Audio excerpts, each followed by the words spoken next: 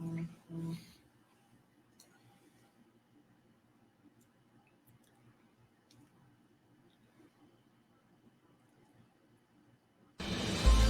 here's the big question. How are entrepreneurs like us, who have been hustling and struggling to make it to success, who seem to make it one step forward only to fall two steps back, who are dedicated, determined, and driven? How do we finally break through and win?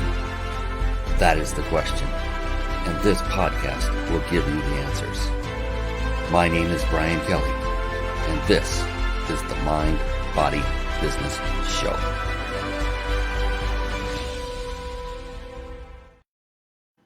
Hello, everyone, and welcome to the Mind, Body, Business Show. We have a phenomenal guest lined up. His name is Richard Brock. He is coming on screen here in just a moment.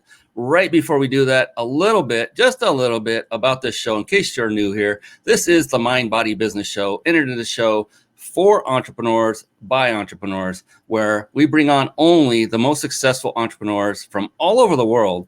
And the reason we do that is because with that, you can learn from those who have already achieved a great level of success rather than those that are just talking about how to achieve success and they have not yet themselves made it. No problem with anyone, wherever they are in their walk in entrepreneurship. But the reason for this show is simply to give you the tools and resources you need to simply model the success of my guests and follow in their footsteps and make it a much easier and simpler path to make it to where, you're successful because you desire it and you deserve it. And that's what we're here for, is to help you. So the Mind, Body, Business Show, it's about what I call the 3 pillars of success. And that came from years of studying only successful people, trying to figure out what was the secret sauce. What was it that made them more successful than, say, myself? And I found time and time again, 3 pillars or 3 patterns that kept floating to the top, if you will. And those are basically parts of the title of this very show. So mind being mindset. To a person, each and every successful individual that I studied had a very powerful, yet even more important, very flexible mindset. And body.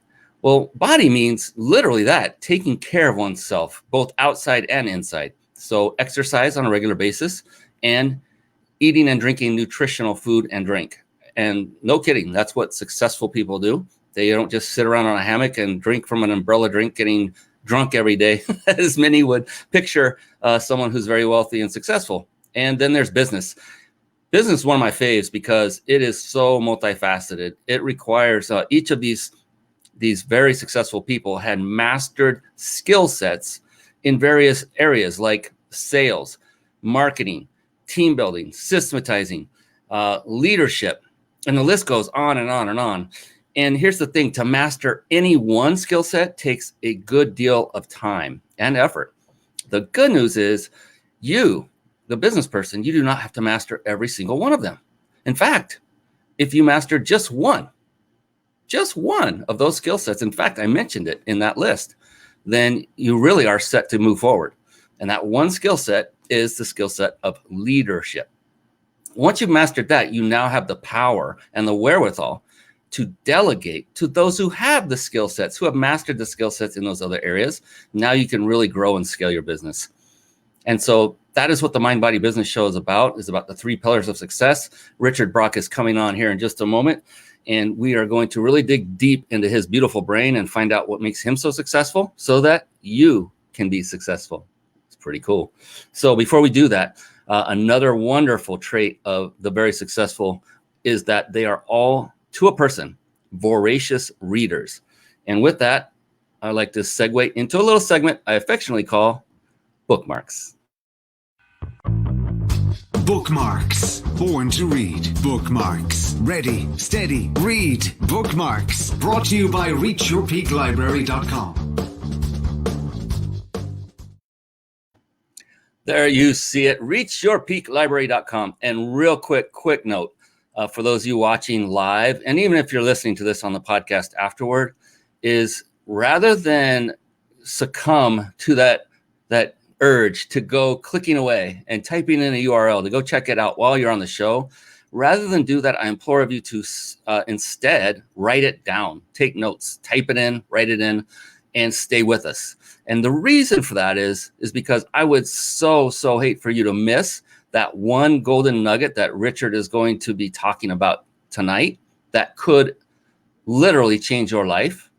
And I've seen it happen from live events that I've done from stage where I know I'm about to give that one golden nugget away from stage, and I see someone get up and walk out to that because they had to go to the bathroom or they got a phone call and got distracted, and they just missed out on what could have possibly changed their life.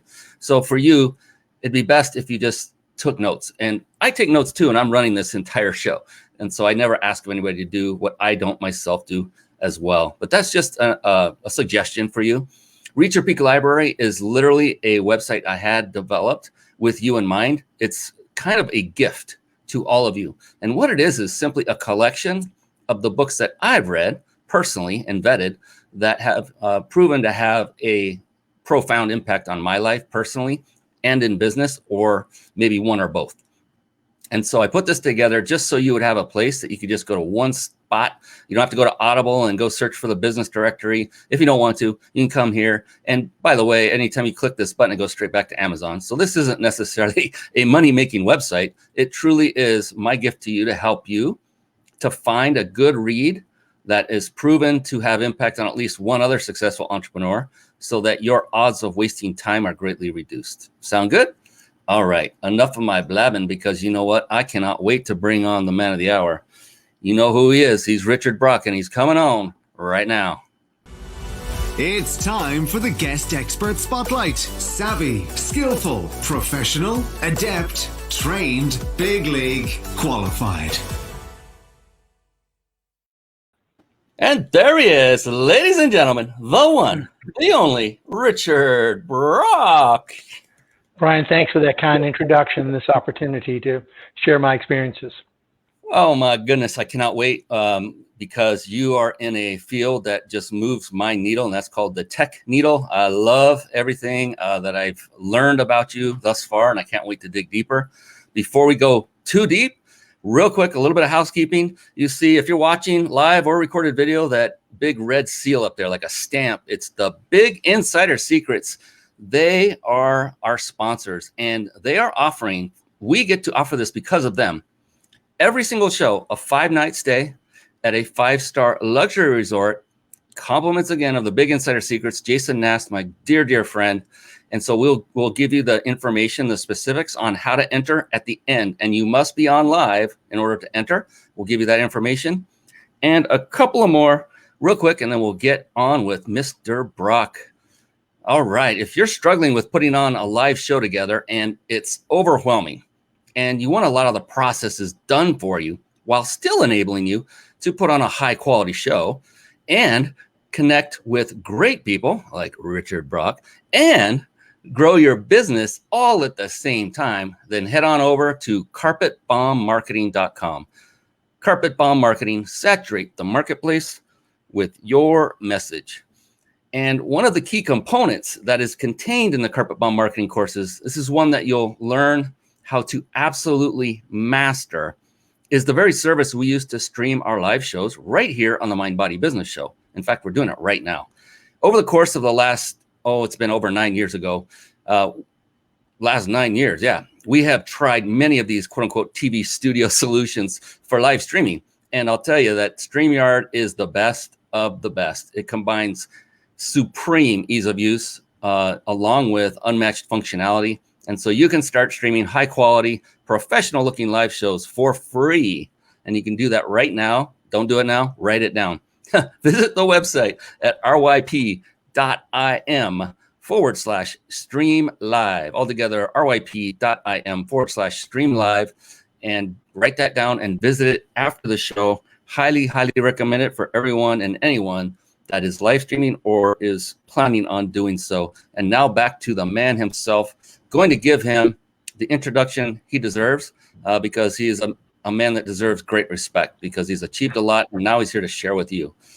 So Richard Brock has started 4 successful businesses And one was the first CRM company to go public and was recognized as the best performing stock in the US by CBS MarketWatch.com, SalesRelevance.com. His current company has 4 patents pending for applying AI, that's artificial intelligence, to sales. Oh, artificial AI, real AI, ladies and gentlemen, not the wannabe AIs that we've seen everybody using that term. I can't wait to talk about that too. With that, officially, formally, at last, welcome to the show, my friend Richard Brock. How are you doing this evening? Doing well. Thank you. Oh, my goodness. This is going to be so great. So I love all of the accolades, the things on the surface that are what I call low-hanging fruit to learn about somebody. Like we just talked about you on the bio and the opening. What I like to do right off the bat, Richard, is go deep. And by that, I mean, I want to find out what's going on in that big, beautiful brain of yours that gets you to the point of where you are today. And how did you get, what was the mindset that you woke up with every morning? You knew that another day was in front of you. Being an entrepreneur, as most people know, is like a roller coaster. You never know. Sometimes it's going to be a smooth day, rarely. Other times things will hit you and knock you back. But for you, Richard, when you get up in the morning and then through the day, what is going on through your mind that keeps you going through all the trials and tribulations of being a successful businessman? Well, probably the most important thing I learned in high school was quitters never win and winners never quit. So when you go through struggles and you look at all these famous people, like famous football coaches, Vince Lombardi says, I never lost a football game. I just ran out of time in a few of them. And Henry Ford says, failure is not a permanent thing. It's just a place to start over with a more informed thing. So the mistakes are not insoluble, and you learn from them. So my team knows I wake up in the morning. I do sleep well. I go to bed early and I wake up and I sleep like a baby. And I wake up and I have my morning thoughts. And it's like, and my mind just comes up and says, wait a minute. And so I call them and I say, I have a morning thought. Now, it said it could be a dream or it could be a nightmare. Which one is it? But that's where I come up with all these ideas is I guess with a fresh mind, I think of new ways to solve old problems. And that's what really turns me on is figuring out ways to solve problems that you couldn't solve, in the past or weren't even there in the past. With that now technology, a new problem pops up and you were able to use technology to solve it. So that's what turns me on. Yeah, and so I think we're cut from a similar cloth. You said technology a lot, and I love technology. It's one of those things that just it excites me, and we both love technology. You are far more proficient at it than I. If you're doing AI, my gosh, that's the pinnacle of technology, in my humble opinion. To master something like that, my goodness, very, very impressive. And we will talk about your business, Richard, to share it with people. Because I want to learn more about it as well personally and get deeper into it. It sounds like a phenomenal suite of tools that you guys provide. And wanted to find out what took you down this path? What took you down the path of doing a business related around AI? What started that? What sparked that? Well, it was a natural evolution, if you will, from the CRM. And CRM space became a commodity, and we did first company go public, so there's everybody out there. But then I started looking at the real problem, and this COVID really has helped my business model. Sadly, I certainly wouldn't wish that on anybody. But now the field sales rep he no longer. The people wouldn't talk to him during the COVID crisis, but even now they don't want to talk to him. But it started when the internet. That's what got me thinking about this. The internet displaced the salesman as the broker of information. So if he's no longer the broker of information, and people say that the prospects are no longer through their purchase cycle, they're through their buyer's journey. And the studies show now that they don't even want to talk to a sales rep. And it's twice as bad from the millennials. They don't want to talk to a sales rep. So I'll think, well, wait a minute, what's the problem? The reason they don't want to talk to a sales rep is the sales rep is not relevant to them. So how are you relevant? You're relevant because you want to talk about what they want to talk about in the sequence they want to talk about it. It's like any relationship with anybody. You talk about the sports that they're interested in or what you see.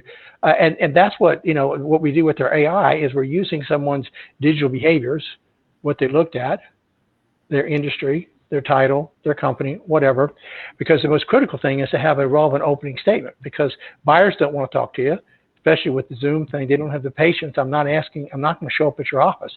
So I got the genesis for this when the internet was displacing the salesman as a broker of information, and said, you better be relevant. But now people are not going back to face-to-face meetings. They're going to Zoom meetings, which are shorter. And then the other problem that got me really into this is realizing the huge dichotomy between a buyer who you contact because he has money, right? He has money, authority, and need. He can buy something. He is not the newest employee of the company.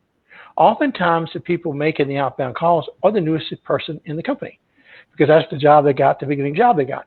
And then you have this huge disparity between a beginning person and a seasoned person. And it's really unfair to the beginning person, but the seasoned person says, call me a couple of years when you figure it out and you know what you're talking about. And so so they get frustrated. And so I said, wait a minute, I can use artificial intelligence to help that beginning person or even that seasoned person be relevant from hello and stay relevant during the call. And that's what conversations are about. Sales intelligence is about conversations that are relevant. That's it. Relevant not to me, but relevant to the buyer.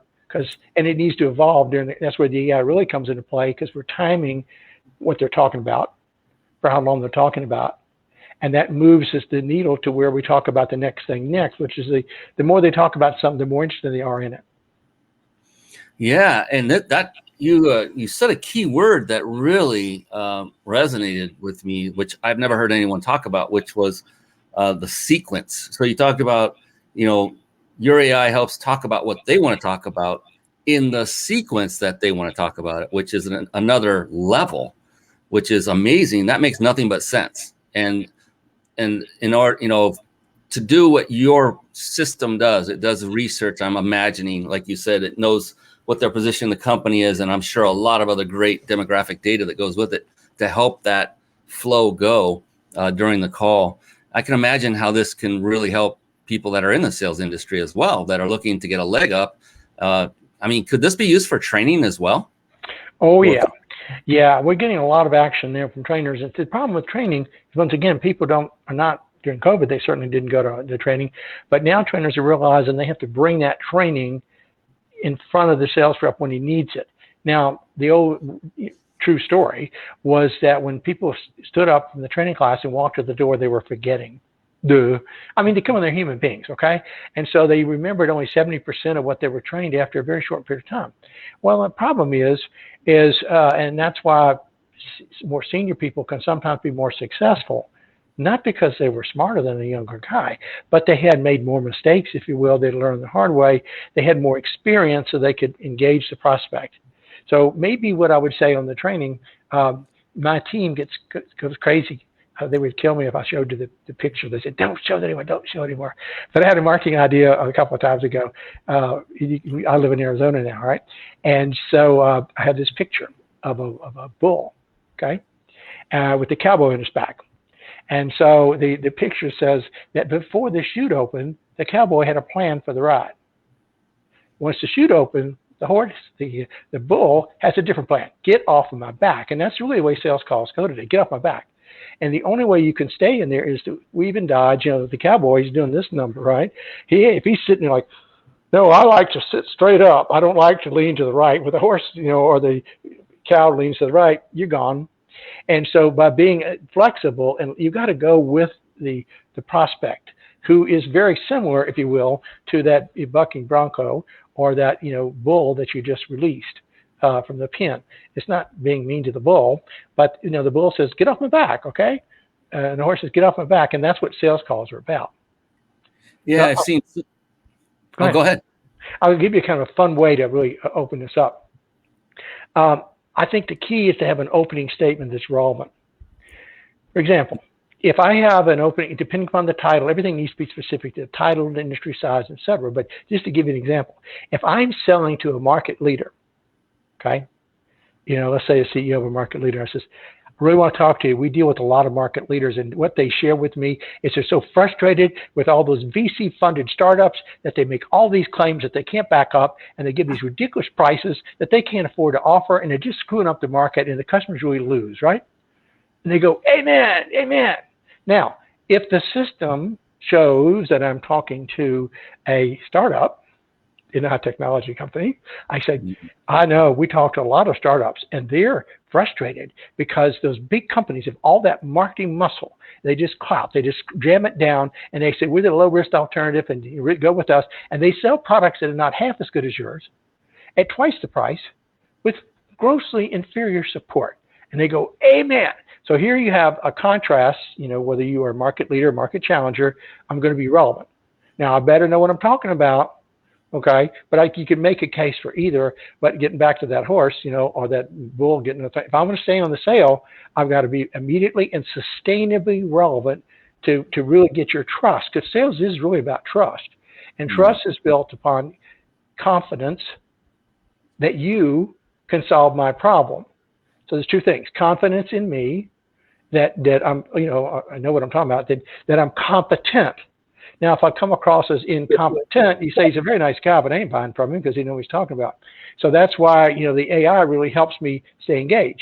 And, in a sales call, I mentioned about the flow. We need to construct the flow, not just the opening statement, but that conversation, that call flow needs to reflect what that prospect has done with your company before, where they are in their buyer's journey, because what they're interested in at different stages is different things. And so I have to basically take, the system will tell me this is a good call flow for this person. Remember how challenging this is today, where AI really comes into it, is if you have a good list, 5% of the people are going to answer on a good list. So you've wasted 95% of your prep time, and I'm certainly not smart enough to remember all the details. So I spent, from 8 a.m. to noon getting ready, and then I'm calling all afternoon. I got 2 people in the afternoon. I couldn't even remember what I learned at 9 and at 10:05.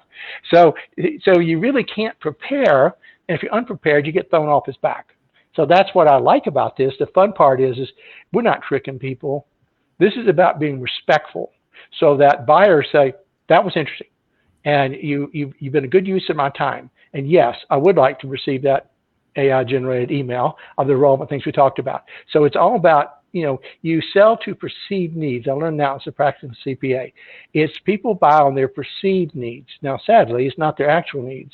We always should do certain things, but people buy on their perceived needs. Now, so you've got to relate to your solution to the problem they perceive they have. And that's what salesmanship is about, is matching a vision that they have of the problem they have to your solution. Okay. So, my God, Richard, you dropped so many bombs of wisdom. We got to do this. My goodness, it went on and on. And I'll briefly recap a few things that really stood out to me. And I'm actually taking notes as we go through the show, like I said I would. Trust, it's about trust, and built on the confidence that you are competent is, in a nutshell, kind of what you were saying. And the thing you just said, everything you said was like, wow, you hit every pain point. The prep time. Any research you do on all these, 95% of the people that don't pick up the phone when you call, you've wasted that time. And with a tool like what you guys provide, and I hope I'm not doing it a disservice by calling it just a tool, but the service you provide. No, it's a tool.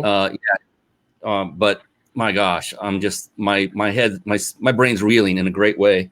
And here's the one that really hit home, because I've seen, and I'm sure you have too, so many services out there that claim to be AI driven, claim to be. Well, if they have a static database of things to pull from based on word matching, that's not artificial intelligence. That's just programming and matching things. I've seen those come out. But the thing that they're just gimmicky. That's the word I've been looking for. Yours does not sound gimmicky at all. And one of the main reasons was the word you said was, you do this with respect. You're being respectful. It's about them, not about you. And so to make it about them, it's about respecting them, their wishes, what they want to talk about, where they want to go in the sequencing. I love that. And then sell to their perceived needs. Yeah, it's really their wants that we're selling to, not to their needs, right? And so all of that, just gold. That's why we had to drop some bombs on that one, Richard. That was phenomenal. I mean, every person, any business person on the planet could just, from that opening right there, would have enough to go and crush it. And then if you were to take it another step, and we will bring it up here a little bit later in the show, and go look at Richard's offering, the service that his company provides, then your mind will be completely blown. in a great way. You're going to love this. I can't wait. Yeah, one of the things you mentioned where a lot of AI falls short is that simple matching just doesn't cut it. And the really worst part is the words you use are different. You have to put things in context. And so those simple word matches just don't fly. And one of the things that we do is the sales managers know what to say in a given point, but it's very complex. You need to weight the recommendation that comes up. So you can have 5 different choices. And you weight it. Our software will weight the decision, give different points to different ones, and say, well, this counts, but in this situation, the weight goes with this one, pop it up. And then we think probably one of the most important thing is because when you change subjects, we're accurately tracking what you're talking about just by clicking on the subject, which gives you the reinforcement of the highlights that the AI says you talk about. But by tracking the time that we're talking about, I'm measuring your interest. And I don't have to take notes. I can pay attention to you because the system has taken the detailed notes. So I've got the insights of what we talked about for the AI email. But most importantly, each time I change subject with you, whatever it is, I touch a button, okay, and it changes subject. Now, the system, I write that to the database. And the database says, wait a minute, Richard and Brian, they've now talking about this, but we started talking about Brian with these attributes, and then they went all, and then this last thing, Brian really liked that. So based upon the time that he did, then probably the next thing I should talk about would be this. And it can even redo the call, not playbook, if you will, the talk track. A talk track is a sequence of what we should discuss and the sequence we should discuss them because it's ever critical. And if I'm talking to a CFO, that sequence is entirely different than a CEO, entirely different than VP of sales, et cetera, right? So the sequence matters based upon the title, the industry, and all that good stuff. But the talk track is initially created for each person, and even during the course of the call, it can be regenerated because I need to continue to be relevant to you or I'm gone. You can go back to that horse, you're off.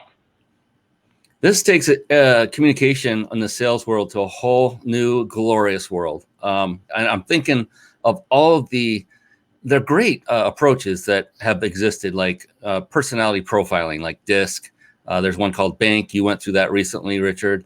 NLP, neuro-linguistic programming, where we go through the different modalities that people like to learn in the best, and learn if they're kinesthetic, they're feelers, or if they're action takers, all of those different personalities. But with your service, it sounds like you don't even have to worry about that because it will detect based on the data that's already pre-collected and the flow of the conversation what the best thing is to move into and say and how to say it next. Is that actually those things are quite valuable, okay? Like Crystal Knows, for example. I think Crystal Knows is a fairly accurate forecaster if you've ever looked at that product, and it tells you your personality type. Because if you get back to personality types, okay, the fluffy type, they want to be, let's talk and yak, whatever, or the more analytical type, let's get to it. And some people are just like really crazy. But you have to match that personality. What our system says is you can have, because there's an unlimited number of choices, you don't make a simple choice. You take every one of, I could have 5 ways to say hello, even different languages, okay? So the 5 ways to say hello needs to reflect your personality, your industry, your company size, et cetera. So all those attributes you're talking about need to be in the engine so that we can really make it sweet. Now, it would be overwhelming to a rep if they were trying to just pick the right thing to say. But with the AI, it's saying, no, this is Brian's personality. Let's talk to him this way in this sequence. That's how, for example, you get the people that don't, you can just set the stage. You got the other people who give me the bottom line. So you got the 2 different stories. Build it up, or set the stage, or build it up, and you better go the way they want to go, or you're not a match. Yes, and that's the thing I love about this. All the messaging is toward them, which I see mistake after mistake when people are in their ad copy, even on Facebook ads and things, where all the verbiage is about them, their product, and what it can do, but it's not about how to address that individual's needs. Some do it well. But I see a lot still of folks that are always addressing, well, this is what we have to offer for you, and it's the best thing since sliced bread, so you should get it. But why? What are you doing for them? What is exactly?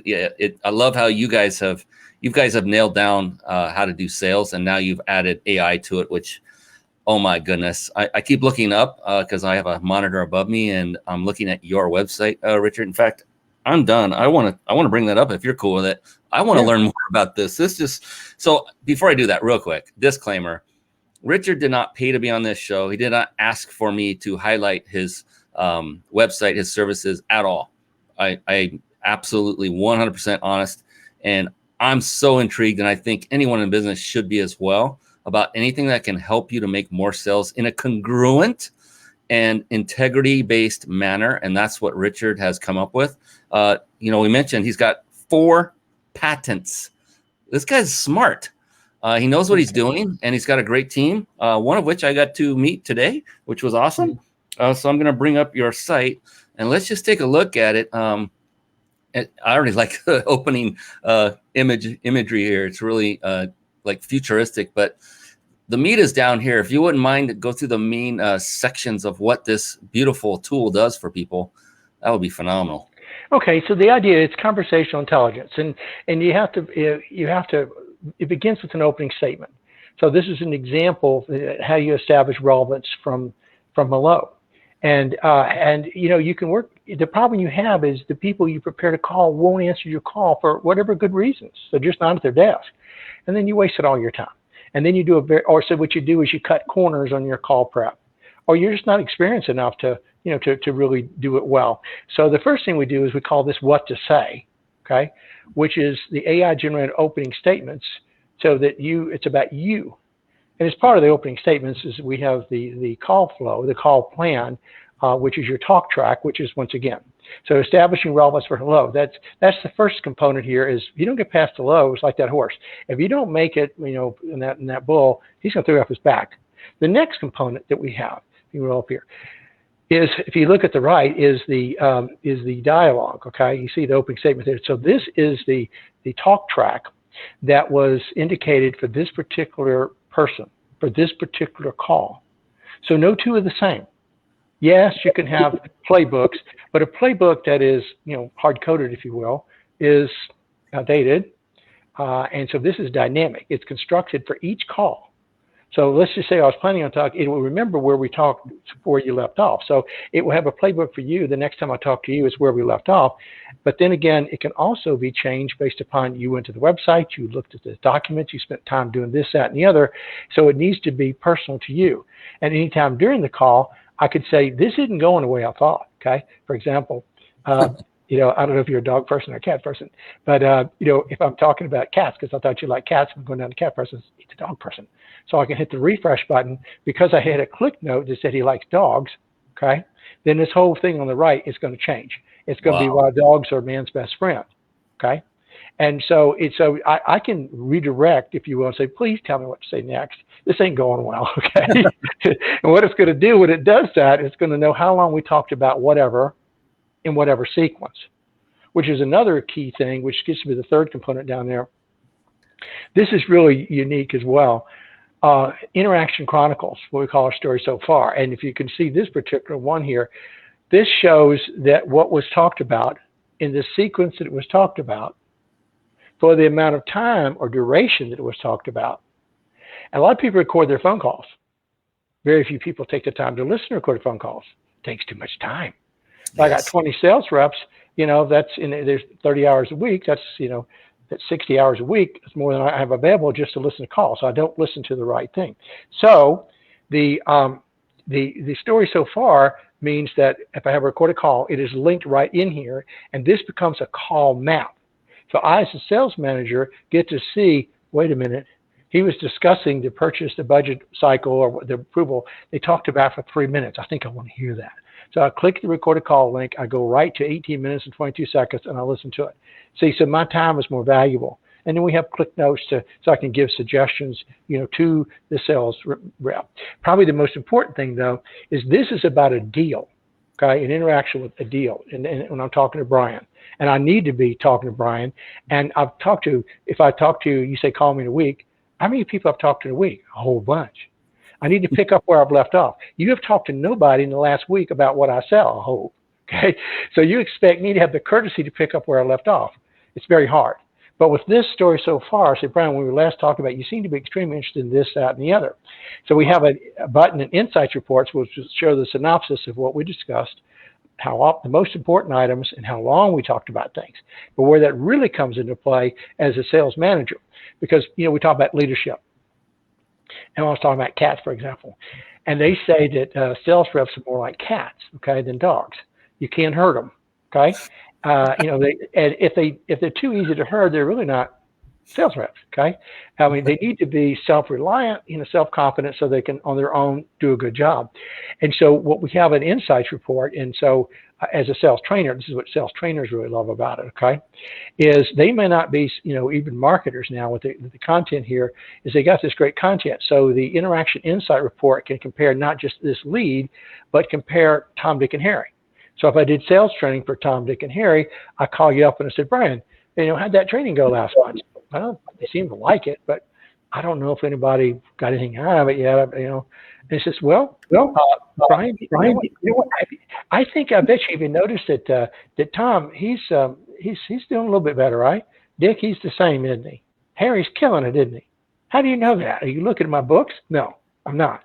What I'm looking at is the digital behaviors. I'm looking at the analytics that show me that Harry's picking up the stuff. So then when I want to gain credibility, okay, to the, to the person, to the sales reps, Tom and Dick, I said, may I have a call with Tom and Dick? And I'm going to say, Tom, have you noticed that the car out in the new car in the parking lot? Okay. And he goes, yeah. Okay. Well, that's Harry has a new car because he's following the new methods. Dick, nothing's changed, has it? Because you ain't done nothing different. So instead of pushing back on me and saying, well, I didn't think you had a good idea to begin with. Okay. What do you know about sales? How long has it been since you carried a bag in this territory? You know what? That's not what we're talking about. What we're talking about is the guy with the new car, Harry, is taking the new methodology, and these messages are working. And then when I go back to marketing, I said, marketing, I need more of this.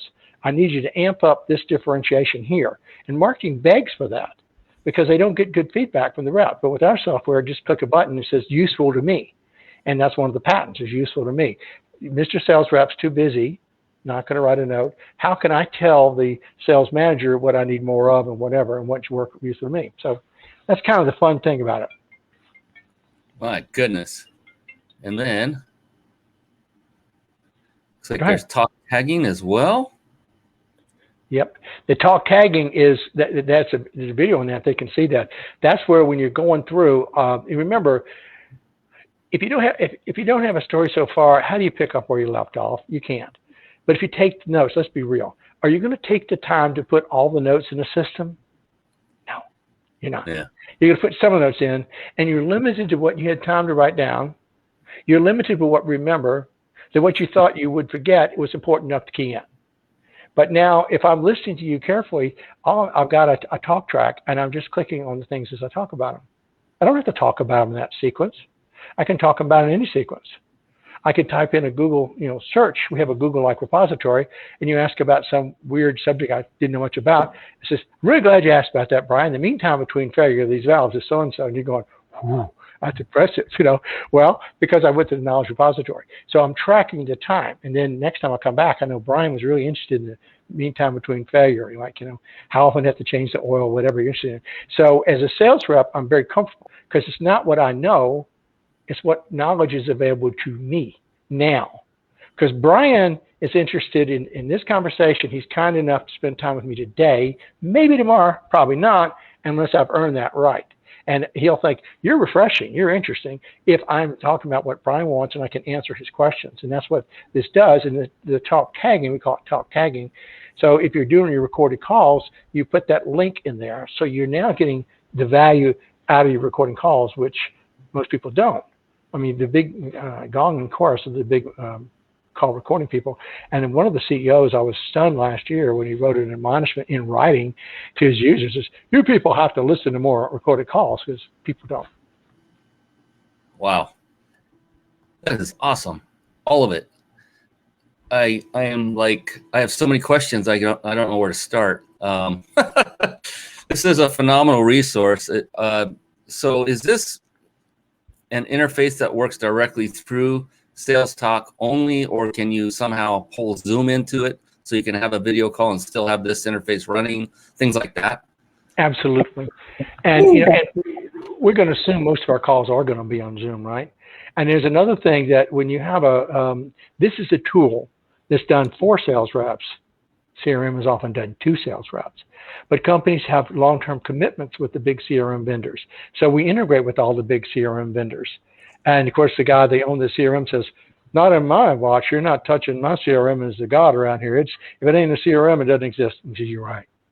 And if you say, no, you have to link and you have to sync the data, and he goes, no, don't. No, it won't.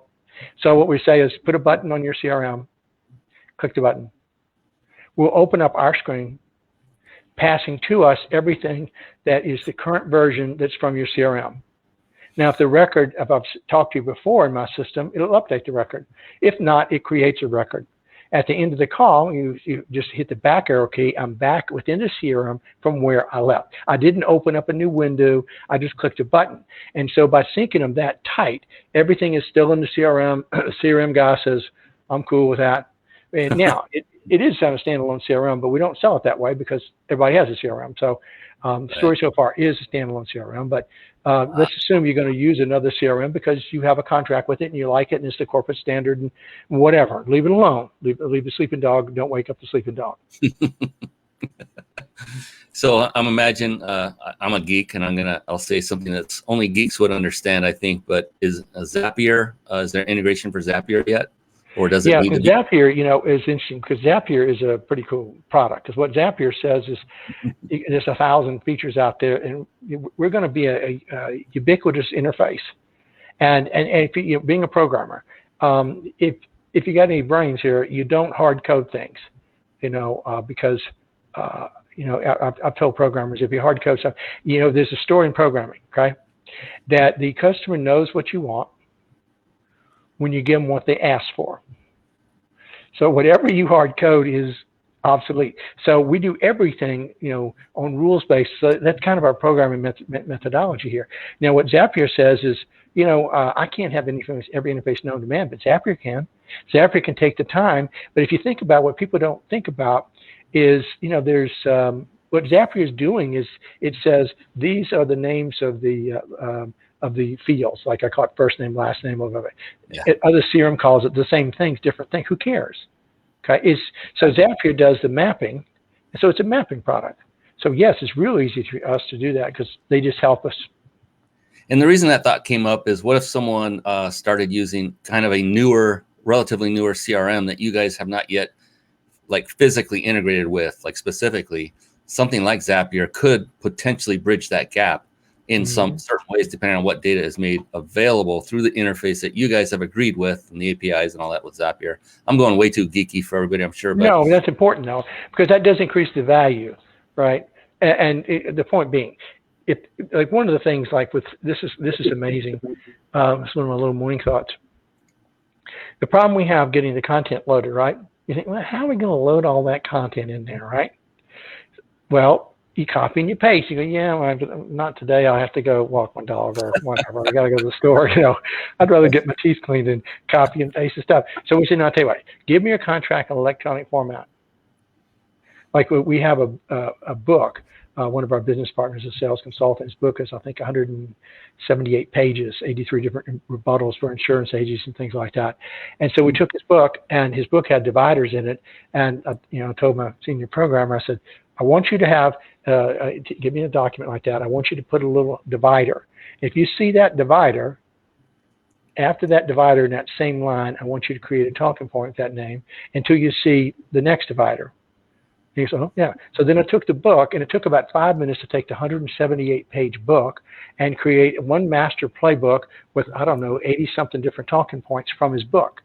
Wow. So, so the problem is, if you got all this content, it's not an absence of content. You're not going to come up with a better idea today. The marketing department's been doing this for years. The problem is it's been over in the marketing department, or it's been on that shelf. And if it's not at his fingertips, it does not exist. So what we do is we take that marketing content with your ShowPad, all those, that's a very valuable product for good sending stuff, but we can take ShowPad content, copy and paste it in or import it in, and then we Google index it. Because, the problem is customers are not logical. and they say things in weird sequences. I mean, because they're customers, right? They're True. people. And Yes. so with the Google indexing of the content, the rep goes, huh? And he just types in what the customer said, and then it presents every single, what we call talking point, content nugget that pertains to that, like a Google index. It looks like Google, it's not Google. And he clicks on it, he goes, well, I'm glad you asked that question. See? So that's what makes it so valuable, is the content gets sucked in, automatically like that. I did one, it was a 35-minute presentation. And I'm not exaggerating here. I really am not exaggerating. I was doing yesterday. It was 35 minutes, and I just put the dividers in because I just did it. We transcribe it. So it was a verbal transcription. I did transcription, and I said, okay, I went about that fast. It took a 35-minute presentation, sucked it in. They were all in there. Because computers are very stupid, which I kind of like that about them, but they're very fast. Okay? Very fast. They're stupid, which just means they will do whatever you ask them. If you ask it nicely, the rules are their rules. If you ask them the way they want me to, they will do it. And so that's what I like about them. They're like a very loyal dog. Yes. Very but loyal much dog. smarter, or much faster, I would say. Much faster. They're like a greyhound of the dog world. My gosh. So I'm definitely going to be digging deeper into that. There are so many other applications. I would be curious to see if it can accommodate. And I have a feeling that if not now, that soon it probably will be if you get asked by enough people, because sales drives service, and you only want to solve problems that exist. I get that. Yeah. My gosh. So holy smokes, you've really blown my mind in such a great way. I'm in geek heaven. It's awesome. I can't wait to see what this bad boy can do in different. So we have what we call a strategy call for bringing on people just to see if we're a fit. We're not actually having them say, go to this shopping cart and sign up now. We give them time to, we like to do it the non-intrusive way. But I'm curious how this would work, because we have a very step-by-step kind of approach, where we first go through one category of Q&A, move into a whole different new category, and there's like 4 or 5 of those categories with subsections. And I'm just curious how all of this would flow and we would get the information we're looking for, because it's a two-way street for us more. It's like, yes, they may want what we have, but do we want to work with them? And not being mean, just, are they ready? Are they, do they have what they need for us to help them? Are they at that point or level? Maybe they're too far. I talked to one that's already doing 8 figures. And so what we have, it's like, it wouldn't do anything for him. He's like, no, look, we're not a fit, and I'm not here to sell you, and we just had a chat after that. So I'm just curious how, and maybe we can talk offline about that down the road. Love to do that. Love to. Yeah. And just go through some like what ifs, and maybe it's something that's worthy of implementing. If it's not, it could be already, who knows, with your guys' genius over there. My gosh, you're just impressing the heck out of me here. This is fantastic. Well, thank you, Brian. And so you were sharing with me off stage, off camera earlier, that you enjoy doing things outside of all of this tech. And I wanted to give that human side of you to others, if you're okay with opening up and saying, absolutely. What are the things you like to do? One of the things you said was you were a commercial. I'll let you fill in the blank and then go from there, and what you like to do in your spare time. Yeah, I like challenges. Okay. And so you have to think, okay, so I decided years ago, when I sold my first business, I had a lot of money, and I said, I want to have a beach house, and it's a 6-hour drive from Atlanta to the beach.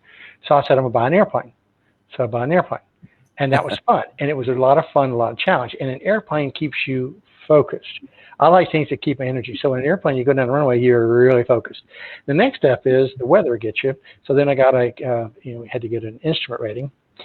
Then you think, well, that had an engine cough at night, and you're taking off at night, and it goes, and I go, oh, I think I'll get a twin. So I got a twin, and then you have to do that, and then you have to learn how to find a twin in one engine. But see, I'm loving all this stuff, right? And so then I said, well, what the hell, I might as well go to see if I can pass the commercial pilot test, which means take a twin engine airplane, high performance airplane, fly it up at altitude to commercial pilot standards for instrument approaches and whatever. And so did I save a lot of time? I have like 1,300 hours as a pilot, 1,335 or something like that. Wow. And I've had several airplanes. But I love flying them. Now, I think I probably could have ridden to the beach, and saved a lot of time. I did go on some business trips, so that was legitimate, okay? But I like things that are challenging, like motorcycles. I've had 5 motorcycles, okay? Mm. I did a high alpine tour of the Alps. I took a big BMW 1200 GS and then went to 5 countries in the Alps. That was fun. So I like adrenaline things. I guess maybe you might say I like things that keep my focus. And so that's maybe why I like the technology, and I like the technology, because when I'm thinking about how to do these things, my mind is totally engaged. So if I'm going to take a break, I need something that totally engages it, like flying an airplane. So you can say something that's terrifying. No, something that's that engages you, see. And so I'm that kind of a student of things like that. I've always liked to learn new things. That is so interesting, because I see people, like, we go to vacation, we go to hotels, we go on cruise ships, and we see people laying out on a lounge chair, getting some sun, reading a book, whatever. And I've tried that several times, Richard, and I find that after 5 minutes, I got to get up and do something. I can't just sit there and do nothing like you. I want to be engaged on something. I want to be focused. I want to do something that gets you moving, not just, and I'm talking mentally and or physically. It doesn't matter, either one or both, even better. Yeah. So I think we have a lot of commonality there. It's just, I go stir crazy if I sit still in one place without, like if I'm working on, say, software automation, things like that, I don't need to physically move because my mind is racing and it's loving. Yeah, exactly. But it's also physically exhausting at the same time. When you're done, you're like, dang, I'm so tired. It's because you were, the mind and body are connected. So it's amazing. You talk about body and sports. I was lucky enough for quite a few years, I had the office building I was in had a really nice health club and had racquetball and squash courts. So I could take my clothes and come in and play racquetball in the morning with people, and squash. Now that means you get out there and you can scream and holler, and you can, instead of calling a hinder, you can push them out of the way. So it's kind of like a little violent thing here. But anyway, it's a good way to start the day. But in terms of a sport, okay, if you take squash, it's very fast, okay, and it's like one-on-one, you're hitting stuff and what that. But then I moved into racquetball. To racquetball, because the racquetball is more, squash rather. Squash, a racquetball, the ball comes by and it's soft and you miss it and you can hit it against the back wall and you go to the front wall. Okay, not true in when you're playing squash. That little ball dies very quickly. So that little ball, when you see it, you better go to that little ball. See, so that gets to, I'll tell you a funny story in a minute here, but along that particular thing, gets about my priority is do the right thing right now. So that sport engaged me, because when that ball is snapped, you got to focus. You have no time to screw around, and I love that sport. But I'll tell you, I think this story is funny. I hope you like it. A friend of mine, really good friend from college. I grew up in Mobile to the extent I grew up, which isn't much. But at any rate, he calls me. I said, Ron, he said, the hurricane came through here. And he says, so my cousin and I went out in a boat, and we went to look at all the flooded stuff.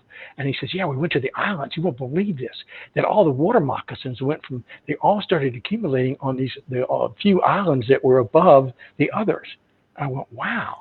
So what happened, Ron? He says, well, we stopped to look at them. And so he said, then they started swimming towards the boat. I said, what'd you do then, Ron? He said, well, I shot the one closest to the boat. And so that is my critical path theory that I have, always moved on, is critical path. Do the right thing right now. Shoot the snake closest to the boat. And that's my corporate culture, is do the right thing right now. Okay?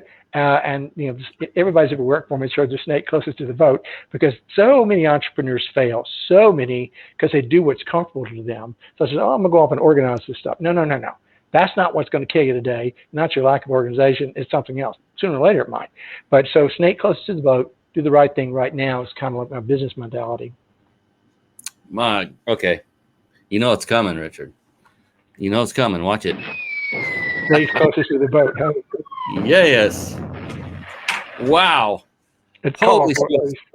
So I hope you're good for going an extra hour tonight, because I have so many. I'm just kidding. We're going to drop it here soon.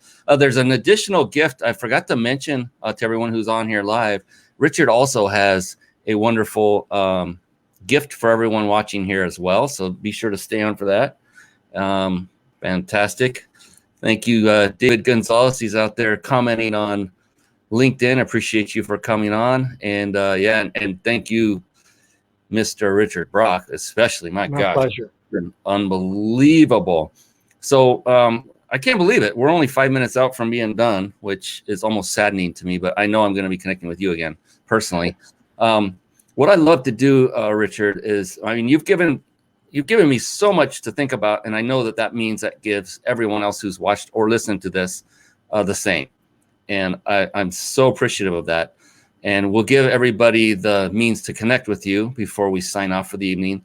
But what I like to do is I like to ask every guest that comes on this show one very special, unique question. And it's the same question for now 150 plus shows. And the reason is because after I did it a few times, I realized that the answers were very intriguing, powerful, curious. They spurred curiosity. You name it. It was a powerful question. I thought, wow. And so I'm actually asking this every single guest expert that comes on, and we'll do that in a moment. The thing is when I ask it, some people get it right away. They know the answer like instantly. Others take a little time. It doesn't matter. We're not paying for airtime, so that's good. So you can actually think about it if necessary. But before we do that, I did promise everyone who's watching live that you can enter to win a 5-night stay at a 5-star luxury resort.